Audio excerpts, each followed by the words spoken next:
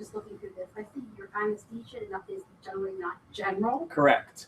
So that's an interesting topic. And the truth is, I was telling a patient earlier today, I saw patients here today, and that's the most common thing that makes patients uneasy is the spinal anesthesia. And it's funny because I see patients' standpoint, if any needles are concerning, and a needle going into your back, it's like, oh my gosh, that's so scary. But me doing this all the time, I watch patients go through it, and in the end of the day, that's the least of anybody's concerns. The anesthesiologist gives you medicine to put, to make you sleepy and comfortable, the equivalent of a few cocktails. They give you numbing medicine in your back, and then they go ahead and do the spinal, and it's literally nothing. It's patients. I've never had a single patient afterwards say, God, the surgery went great, but that spinal was miserable. It's important to do your surgery. If you're going to do spinal anesthesia, you have to do it in a center where they do a lot of spinal anesthetics, so they get really good at them. And, where I do surgery, it's really good. But the benefit of spinal anesthesia is two. First of all, there are several studies to show that it is much safer on the heart and lungs to have the spinal anesthesia over the general, and it actually decreases your risk of blood clots to have a spinal anesthesia after surgery. The second thing is it's actually more comfortable for the patients. One of the things that will come up in my talk here is that if you wake up, your first experience when you wake up is long-lasting. Just like if you have a nightmare and you wake up, it might ruin your day. And if you wake up in a lot of pain, that's what you remember, and that carries over. So waking up without pain because your spinal is still at play, it makes a big difference. And as it slowly wears off and your pain starts to come on, you start taking the pain medicines that get through your system, right, as the nerve medicine is wearing off. In addition, if you have a spinal anesthesia, they of course give you medicine to make you sleepy, so you don't wake up and you're not afraid during the surgery. But the spinal anesthesia, the general anesthesia leads to a scratchy throat, lots of nausea, and other side effects. That crummy feeling you get when you wake up if you've ever had a general anesthesia, and that's completely avoided by the spinal. So I'm a very reasonable, laid-back guy, and if patients have specific requests, I'm happy to accommodate, but this is one of those things that I have a hard, fast rule. You're actually doing yourself a disservice by saying, I don't want that spinal. And again, the anesthesiologists, especially where I operate, are very good about explaining things and talking patients through it, so it ends up being a nothing experience in terms of, fear of the needle and having pain while you're getting the spinal. You can imagine a pain in your back must hurt a lot, but the truth is it really doesn't hurt at all. About the spinal headaches. So spinal headaches are caused by when you put a needle in your back to inject the medicine. The bigger the needle, the bigger the hole ends up being in the outer layer of your spinal cord where it goes through. And the most time you hear about spinal headaches are from patients who are in labor and giving children. They have an epidural catheter, which is a bigger hole. I've seen thousands and thousands and thousands of spinals, and I haven't ever seen one spinal headache because the needle that they use to administer the medicines is so small that you can't really get a spinal headache from the administration of the spinal itself. Now, for some redo surgeries that I do, we administer a spinal epidural. You get an epidural as well. Why? Because the spinal only lasts about 2 to 3 hours, which is plenty of time for a first-time hip or knee replacement, and honestly, plenty of time even for a redo. But some of the really big redos that take more hours, sometimes we do the epidural, so when the spinal wears off, the anesthesiologist can dose it and avoid that general anesthesia. And the epidurals, I've seen 1 or 2 headaches from that, but nothing of significance. So, that is a common question that comes up, but literally in thousands of them, I've never seen one spinal headache. So you want pain here and here. Exactly, that's the last thing you want. But no, that's not an issue. And can you hear what's going on because you're not totally under? If you want to, you can, is the truth. So if you said to the anesthesiologist, I want to hear what's going on, I want to see it, you could theoretically, look at a mirror and watch me do the surgery. But on the other hand, you can tell the anesthesiologist, I want to be completely out, and they can knock you out as you won't remember anything. And if you've ever had a colonoscopy, it's the similar medicines that they give you when you get a colonoscopy. So it's not like you're sitting up during a colonoscopy saying, what's going on, this hurts, or what am I hearing this noise? So have I had patients once or twice come out and say, hey, that was pleasant, but I thought I heard you banging on something during surgery? Yes, because the anesthesiologist has the job of fine-tune balancing between giving you so much medicine that you're sleepy, and then they have to put a tube in your throat because you get too sleepy, but they have to give you enough, obviously, to keep you comfortable. So, that's a fine balance. Again, the people who do a lot of spinal anesthesias are very good about finding that fine balance between making you sleepy enough so you're not awake and aware, but not so sleepy that you get zonked out and need extra help from their standpoint. That's a good question. That's a very common question I get. First set, I guess you don't remember. Exactly. For the most part. And some people are not as sensitive to versed, and there's the ones that may say, hey, I remember hearing hammering or whatever, but most don't.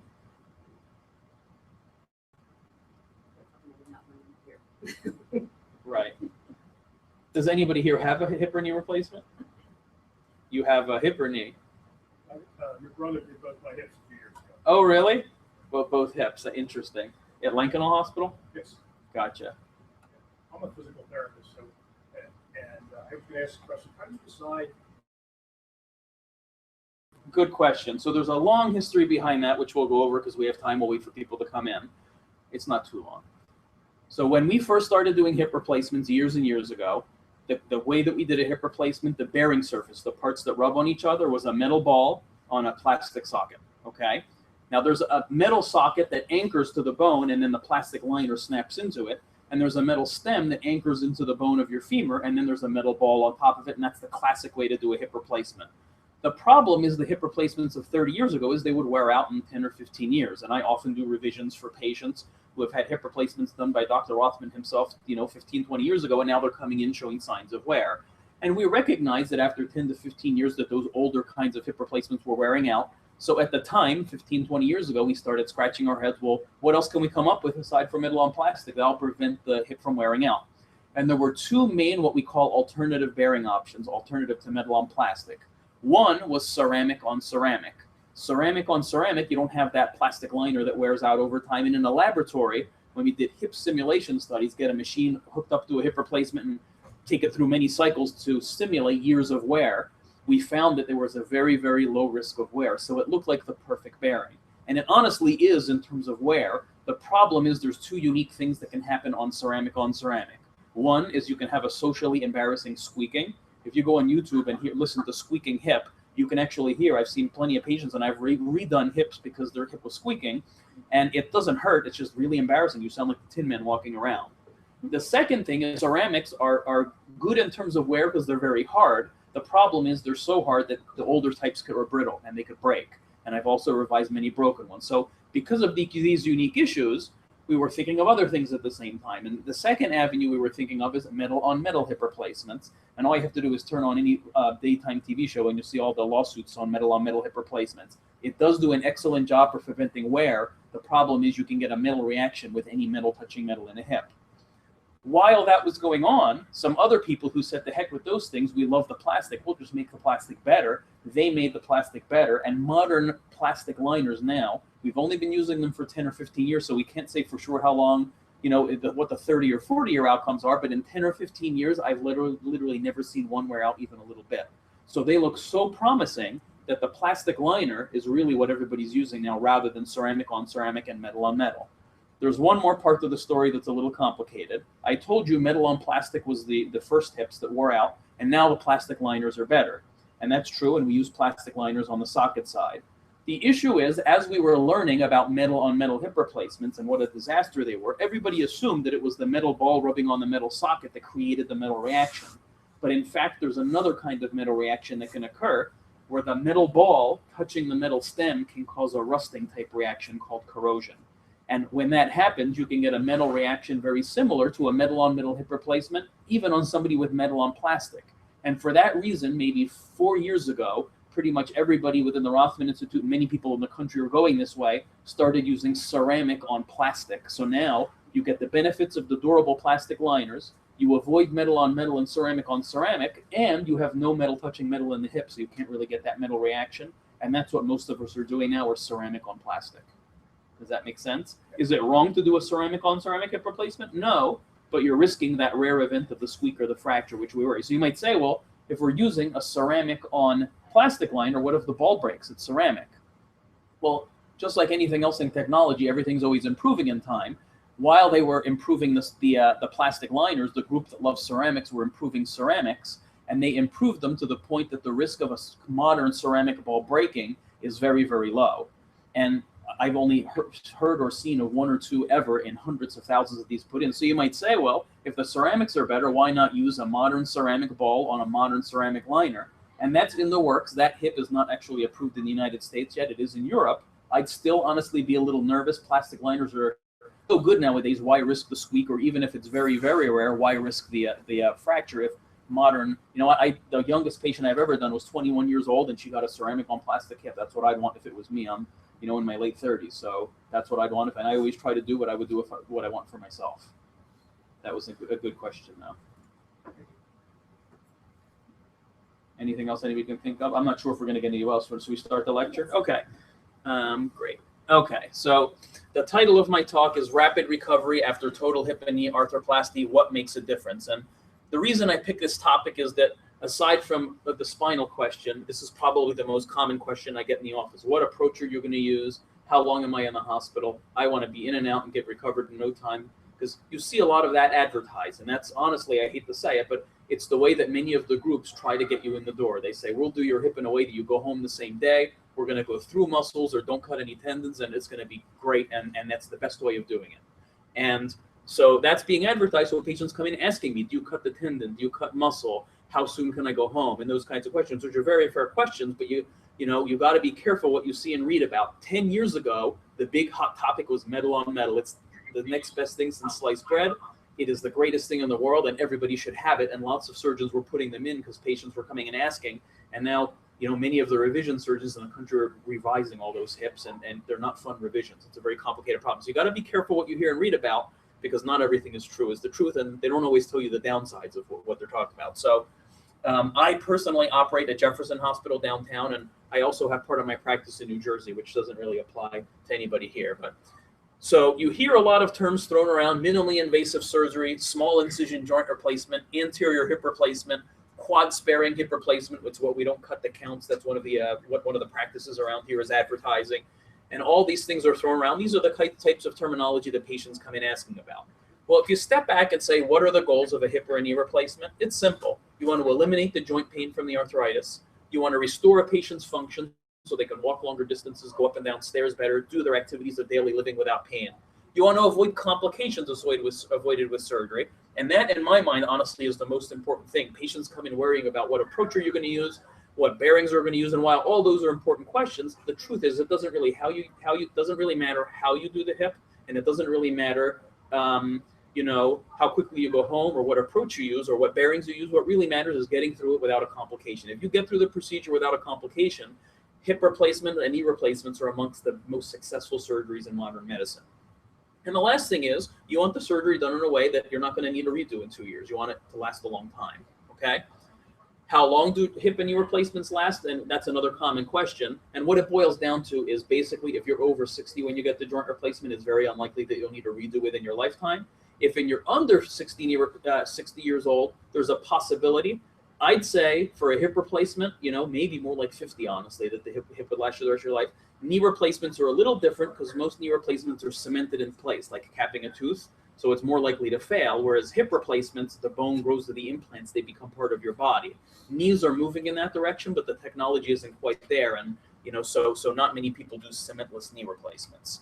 So, common questions that come up in the office is, what is minimally invasive surgery, small incisions, and then cutting muscle versus cutting tendon. And what it boils down to is, to have a successful joint replacement and to recover rapidly, you need to minimize pain, do things that make the recovery rapid, which we'll review, and the incision length in the end of the day only boils down to cosmetics. The truth is there is no benefit to keeping a smaller incision aside from cosmetics. There have been studies that make different size incisions, cover up the incision so nobody knows what's going on, and have physical therapists and physicians and family members and patients assess how a patient's recovering. And when you uncover the incision and see how the patients did, the big incisions recover just as rapidly as the small incision. So incision length boils down to just cosmetics, but there's downsides to keeping a small incision, which we'll get to. So what is rapid recovery? You want to minimize postoperative pain. Time spent in the hospital has to do with rapid recovery. Obviously, if you're in the hospital 2 weeks versus just overnight, you're recovering faster if you leave the hospital quicker. Going home versus going to rehab. Many patients come in saying, I want to recover fast. I want you to do my surgery without cutting muscle or tendon, and I want to go to rehab. Well, they're competing things. Rehab, in my mind, means that you're recovering slowly. The goal of surgery is to get the patients to a state that they're living a normal life. And you don't live a normal life at rehab. So the sooner you go home and feel normal, the quicker you recover, the better you do. Time to independent evaluation. How quickly do you get rid of your walker, your cane to nothing? That's part of the definition of recovering rapidly.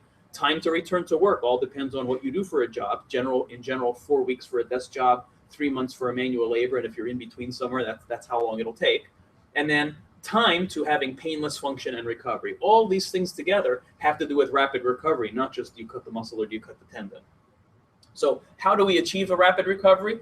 We hit it at different directions. It's what we call a multimodal approach. There are preoperative factors, surgical factors, and postoperative factors, all that act in unison. And when you do multiple things at once, they actually multiply on each other, and you get more than, if it's two things, you get more than twice the effect.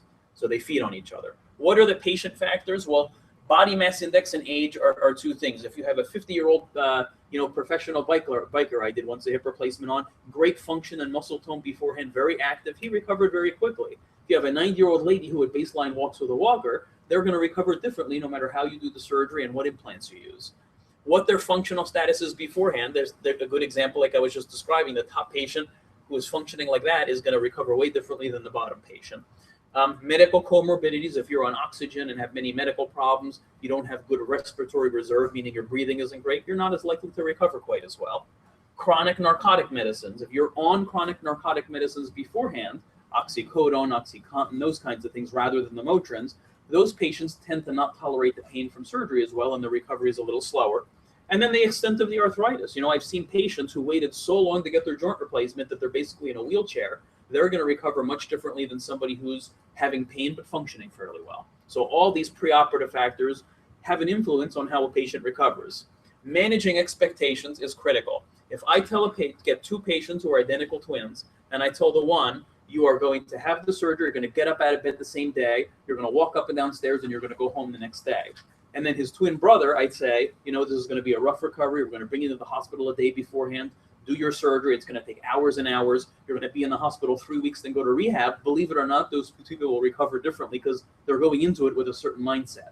And that's one of the things I really try to achieve in the office, to set expectations of you need to be a go-getter, you need to do this, this, and that, and achieve these goals. And patients tend to want to be good patients, and they tend to achieve those goals.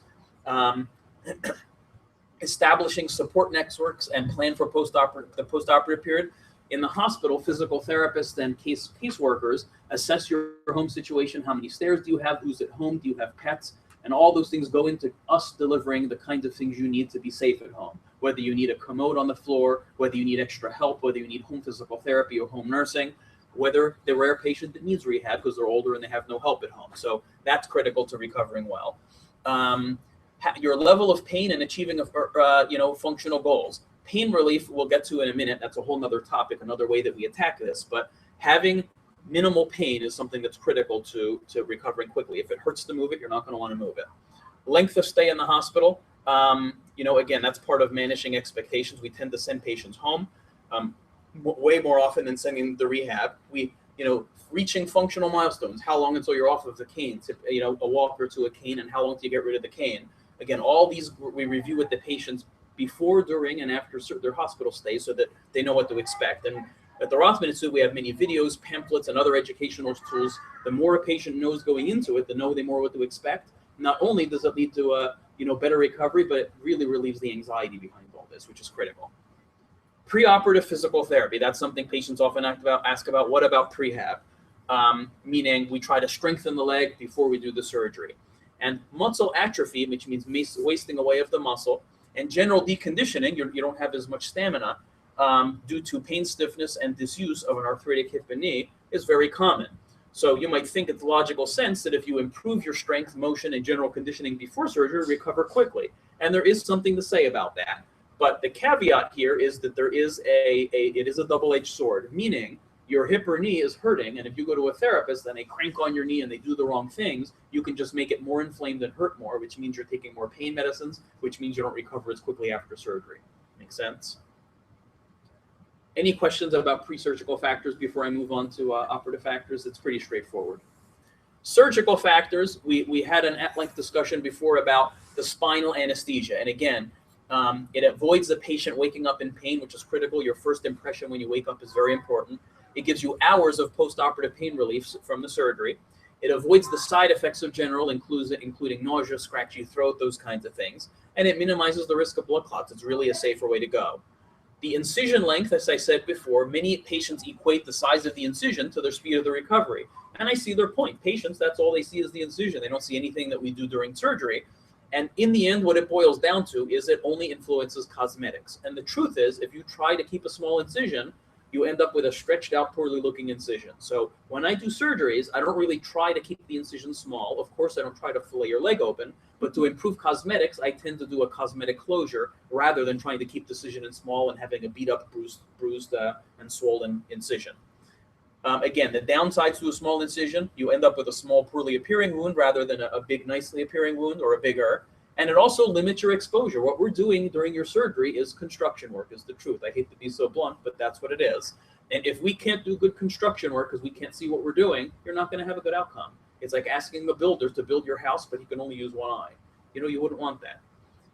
Lastly, does it decrease recovery time? And again, we've done studies to show the answer is no. All it does is, it improves cosmetics.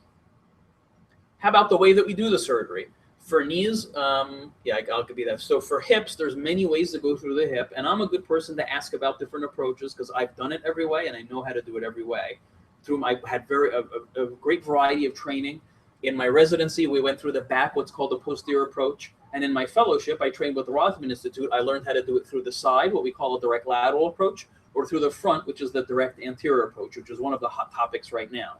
And in the end of the day, for various reasons, I have chosen to stick to the lateral approach.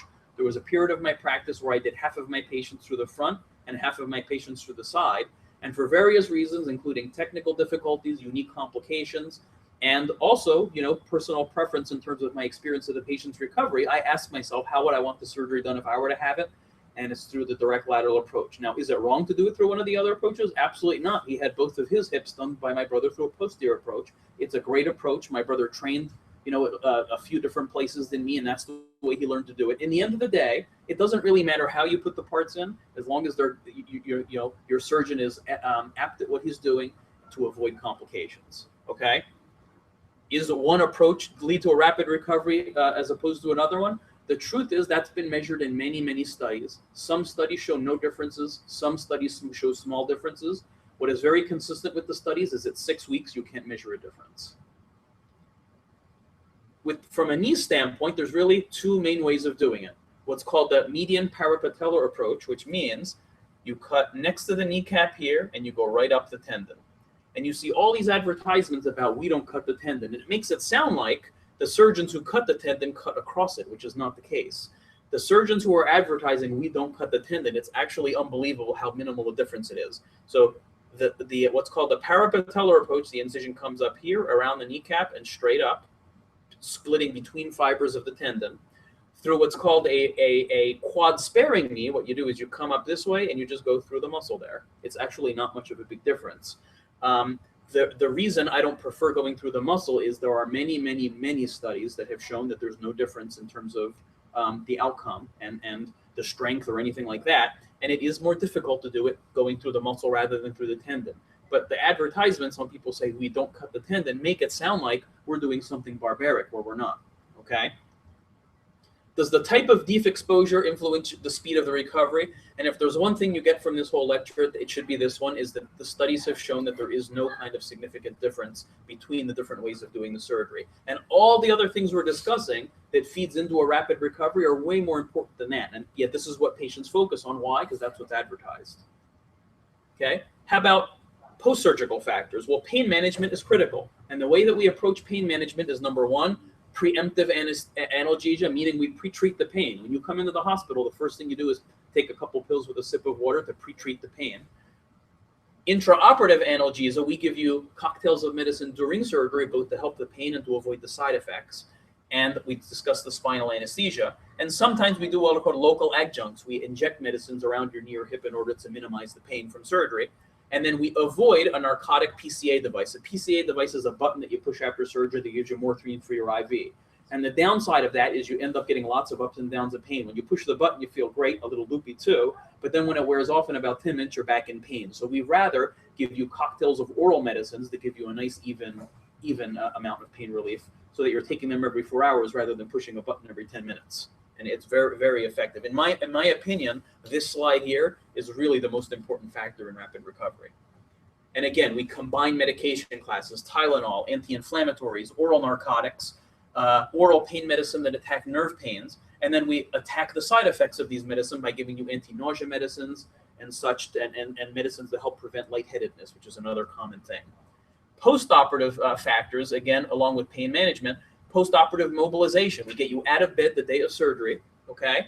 We pull all your tubes and lines as quickly as possible. We've stopped using catheters in the bladder for first-time hip and knee replacements. We get your IV out as soon as it's safe. Physical therapy, out of bed and walking 2 times a day. So most patients are going up and down stairs the day after surgery, and you reach your milestones as soon as possible. I would say about 50 to 60% of my hip replacement patients go home the day after surgery, the rest of them 2 days. And usually it's because of nausea or lightheadedness or a side effect. And knee replacements, I'd say about 30% of my patients go home the next day, and the rest of them the second day. You know, your rare patient stays the third day. Where do you go? Well, the patient on the right obviously looks more comfortable than the people on the left. Going home is critical to feeling normal, getting up and walking on your own stairs, sleeping on your own pillow. I'm not a big fan of, and I told you there's very few things I have a hard rule about. One is the spinal anesthesia. The other is, unless it's absolutely necessary, I really don't want my patients going to rehab. I have nothing against rehab facilities, but there are other patients there. There's, facility type bugs. You may be more prone to infection and those kinds of things. So I'm not a big fan of rehab and patients. And I'd say about 95% of our patients nowadays are going home. Of course, the 90-year-old patient who lives by herself, it's not safe for her to go home. So that's the kind of patient that will go to our rehab. So in summary, rapid recovery is achieved through a multimodal approach. We attack it through several different directions, which involve preoperative, intraoperative, and postoperative factors. And the surgical factors, namely the way that we do the surgery, is actually far less important than all the other factors. It's just what everybody talks about because that's what's advertised. And then here's a funny little cartoon that somebody once showed me that I thought was pretty funny. What questions can I answer for everybody? Do you write the prescription for physical therapy, and then we? Good. So that's a good question. So let's talk about physical therapy, and feel free to chime in. We have a physical therapist here. So, what we do for physical therapy is, first of all, in the hospital, of course, getting physical therapy. Of people who work in the hospital, we're getting you out of bed and teaching you. They have like what are muck cars to help you teach you how to get in and out of a car. They have stairs that they teach you how to do stairs. So you get lots of therapy in the hospital. The goal is to improve your function to the point that you're safe to go home. Once you go home, hip and knee replacements are a little bit different because with the hip, you don't worry about stiffness. With the knee, you do. So with the hip, the goal is just let it heal. Once it heals, then you're good to go. So really the most important thing from a therapy standpoint for hip replacements is just relearning how to walk. Your muscle wastes away with the arthritis. You just had your hip replaced with a big surgery, and so your muscles don't want to work well. And the goal is to walk more normally, get rid of your limp, do stairs normally, one step at a time rather than, every other step rather than one step at a time. And so in my personal opinion, physical therapy is less important for hip replacement. So our patients tend to go home walking with a walker for a week or two. They graduate to a cane. I usually see my patients at 4 weeks and we make a decision. If they feel that they're doing well, they're getting rid of their cane and they don't really want to spend the copays and spend the time to go to therapy, I say, no problem, don't go to therapy, just keep walking, recovering. I usually do give a prescription at that point in case the patient changes their mind. And if they want to go to a therapist because they like having the coach, I'm not against it. But in general, I leave it up to the patient at the 4-week point. During the first 4 weeks, I'm not a big fan of therapy. For knee replacements, it's a little bit of a different story because if you don't move the knee, it's going to get stiff. And so, some of our surgeons actually are not a big fan of immediate physical therapy after surgery, my brother being one of them.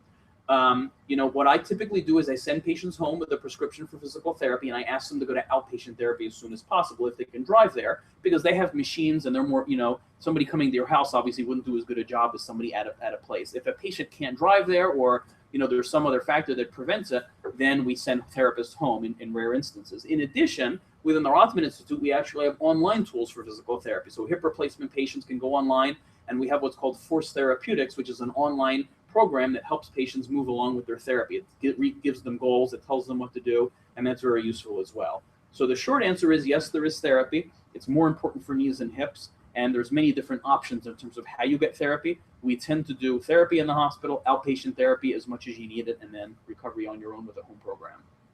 So there's no hard and fast rule of, we're sending you home from the hospital on the 2nd day, and on the 5th day, I want you to start physical therapy for a knee replacement. No, again, some of our surgeons say, I don't want you doing therapy at all for the first 3 weeks, and some of ours are very hard fast about, I want you to do it as soon as possible.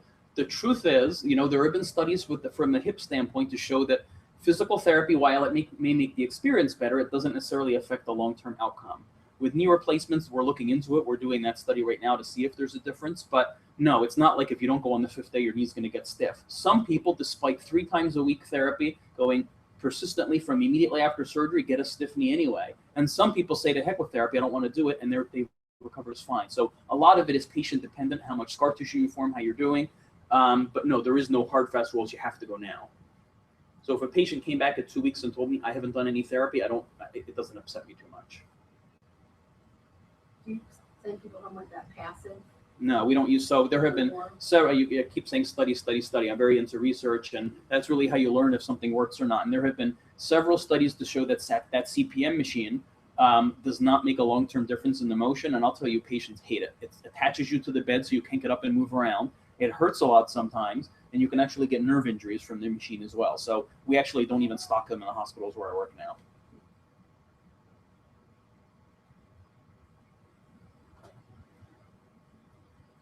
What is the expected, like, if everything goes well? The final outcome? The final outcome, like, you should be able to live independently after knee surgery. Good question. So it's a little bit different for hips and knees. For hips, when everything goes well and a patient has a really good outcome, it's not uncommon to say, I don't even remember which hip I had replaced. I generally let my patients do whatever they want. I tell them I prefer them not to run and jump if they can avoid it, but I have people, young patients coming in, pointing and laughing at me, I just ran a 5K. So there's really no limitations.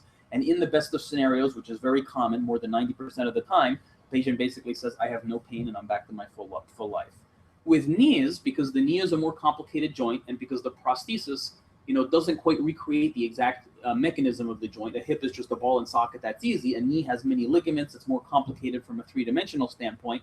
So there are more limitations. So 50% of knee replacement patients can't kneel on the knee after surgery. Clicking, clunking, and that kind of a thing is normal after a knee replacement. And it's variable. I've had patients run on knee replacements, but it is by no means the norm. But the norm for a knee replacement, my goal in knee replacement is have you walk without pain, have you sleep at night without pain, and have you do the things you like to do within reason. Does that make sense? So, right. Is there any time frame that that's how long it takes to get there? For hips, it's 3 months. 6 weeks for both procedures, you're 90% recovered. For hips, the full recovery is usually at 3 months. For knees, it's somewhere between 3 and 6 months, but it can take up to 2 years for a knee to fully mature. So a knee is a little bit longer.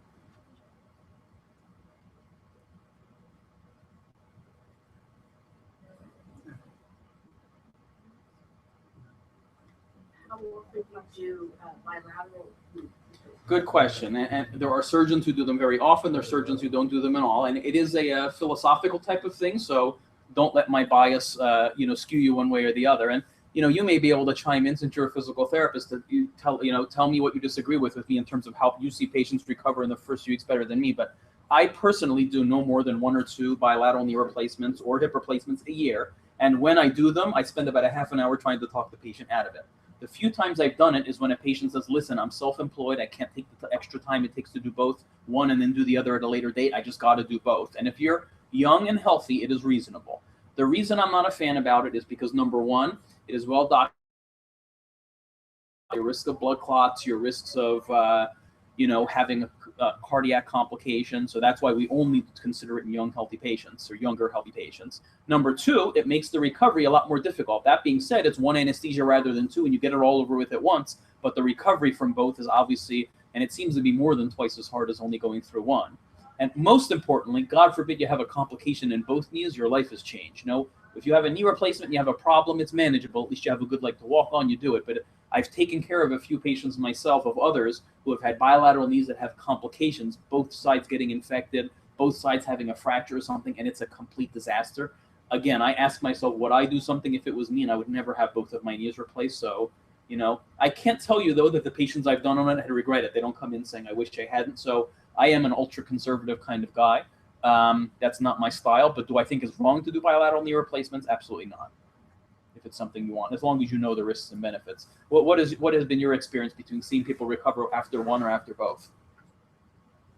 Well, obviously having 2 done is more difficult recovery, but many patients who only have 1 done and need the other 1 done are afraid to do the second one because they have a tough time for a while. So for me, I needed both. I would probably have both done because I've seen so many Right. That's an excellent point that you bring up, and patients often bring that up when they say, why not do both? I'm afraid I'm going to do one and do the other. And there is some truth to that. Have I ever had a patient have one done and say, God, I'm never going to get the other one done? Yes, but I would say that most of my patients, and again, if, to me as a surgeon, it's, if it's better for the patient, if they're going to not get the other one, then it's better to do them both at the same time. And if I really felt like that was a big factor, and say 50% of patients that get one done would never want the other one done, I would do both more often. I would say, there is a small percentage who have a bad experience with one, but I would argue if you had that bad experience with one, you may have a horrible experience with both at the same time. And the analogy I use is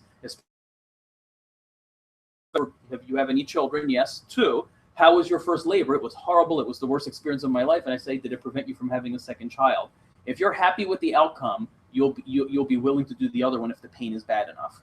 So, and overall with the rapid recovery, maybe that was true 5-10 years ago, but more recently with all these advancements in recovering patients well, a knee replacement is almost as easy to get through as a hip replacement, which is, not too bad. So I appreciate that point. I think you do bring up a good point. And there is a population of patients who say, God, that was horrible. I'll never get the other one done. But that's usually in the very beginning. Right. By the time they're done. Right. And they're feeling very good about what they had done, they'll go back and do it. Right. So right. It doesn't deter them in the long run, because usually everybody's so happy with how much better they feel. Right. They're going to do it. It's just the window of time to do it. And there are some cases where it is really indicated. For example, if a patient has severe deformities in both of their legs and you only correct one, now they're walking with one crooked leg and one straight one. So there are some cases where I really think it would benefit the patient even to take on the additional risk in order to, that's one. The young healthy patient who's self-employed is another example. So there are a few examples of when it's beneficial to get both. I would say when I had my first hip done, I felt so much better and was so happy with it that I was looking forward to getting the second one done. Right. And what really, the only thing that really bothers me about both is some people come in with this the conception that's given to them by other surgeons is, well, both knees have arthritis. The left one's the only one that hurts, but why don't we just do both while we're there? And, a knee replacement's a big deal. There are some risks associated with it. You don't want to operate on a joint that's not hurting. So, and then the other thing I'll tell you is, let's say you have somebody that has a 9 out of 10 pain on one side and 3 out of 10 on the other. Actually, fixing the one knee can benefit the other one, so you push off surgery for a while. So your arthritic knee that's more mild can get benefit from the knee replacement. And, if you, in my mind, the best surgery is no surgery. I don't want anybody to need surgery. It's a great option for patients that need it if they fail non-surgical intervention, but you really got to be careful about willy-nilly saying, let's just go ahead and fix it. Yeah. Another common question that I'll bring up is, what sort of non-surgical treatments are there? Let's say your arthritis isn't that bad or you haven't had any treatment. And I'm an advocate of trying non-surgical treatments. Again, the best surgery is no surgery. If you can avoid surgery, you avoid the risks. And for the knee, you have injections, you have physical therapy. They can do what are called modalities, which is ultrasound, electrical stimulation, and strengthen the leg to the point that you take the pressure off of the bone-on-bone parts. Braces for the knee, you have a neoprene sleeve, a stretchy spandex brace that gives your knee a hug. Oral medicines. For the hip, our options aren't quite as great. Injections are more difficult and maybe don't work as well. There's no brace, obviously, for the hip. So you're more looking at, anti-inflammatory medicines, toning down your activities and such. But I'm a very big fan of trying non-surgical treatment because, one of my big things is if you cut grass when it's really tall, your lawn looks beautiful. So if you wait and you've tried everything else, you'll never regret doing surgery, and your grass is tall as, so to say, your joint pain is really bad, you have a better outcome. I also evaluate lots of patients who have had failed or painful knee replacements or hip replacements. And one of the questions I ask is, how bad was it beforehand? And if a patient comes in and says, especially for knees, I could still walk a few miles and this and that, but it was a little achy, I say, maybe it wasn't quite time. And if you replaced both of my knees or one of my knees, which are normal knees, I wouldn't be happy with the result. The knee replacement doesn't make you perfect, but if you're starting out at a 2 and it brings you to an 8, that's a great jump. If you're starting at a 9 and you go down to an 8, you're actually declining. So again, hip replacements, that doesn't apply as much for hip replacement because, again, it recreates the joint better than a knee does. It's a ball and socket joint, but still, surgery is a big deal. If you need 2 knee surgeries and you just get the one, and how soon till the other? You recover. Yes. How soon? So I told you one of the reasons I don't like doing both at the same time is it increases the risk. And the explanation I give is if you get into a car accident and you break your arm, no problem. Your body fixes and heals it. But if you break your arm, your ribs, your neck, and your feet, your body's attacking 4 different things at once. It doesn't do as good a job with each individual one. So, my feeling and my finding, and again, take what I say for a grain of salt, because you could get somebody up here to argue against me with what I'm saying, and because everybody has a different philosophy. But as you do 2 knees, your body's fighting 2 things, and maybe the healing's not as quick. So the question is, how long do you wait until your body's recovered enough to attack the other knee? And 8 weeks is the answer. So I see patients at 4 weeks after 1 knee, and if they say, I love it, I'm happy, I want to do the other knee, we schedule it at that time and do it 8 weeks later. That's the minimum. Does it have to be 8 weeks? No, you can wait 8 months, a year, you can wait as long as you want, but 8 weeks is the minimum wait. And then you waited, like if you know you need the knee replacement, not waiting too long because it's harder on you to already get, isn't it? And not only that, but one of the things I mentioned in terms of patient factors is the more debilitated you are, the less quickly you jump back. So you're right. I've seen patients come in a wheelchair saying, yeah, I stopped walking. And I say, well, it's kind of too late, honestly, because we can get rid of your pain, but your function's not going to bounce back as much. So you can wait too long. And the other thing is you don't want to wait till you're too old and sick for surgery. So that doesn't mean you should jump and do it just because you have arthritis. You should still have pain and your quality of life should be diminished. And again, that's the other key is when is it time for a joint replacement? When you failed non-surgical intervention and when your quality of life is diminished, affecting your quality of life, then that's when it's time for surgery. It has nothing to do with how bad the x-ray looks. You have to have arthritis on your x-ray to be a candidate for a knee or hip replacement, of course, but the key is that your quality of life is diminished and we know that your pain is coming from the x-ray findings.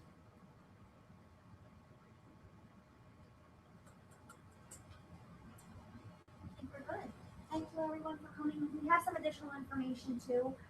This is a brochure with all of our locations and all of the specialties that we offer.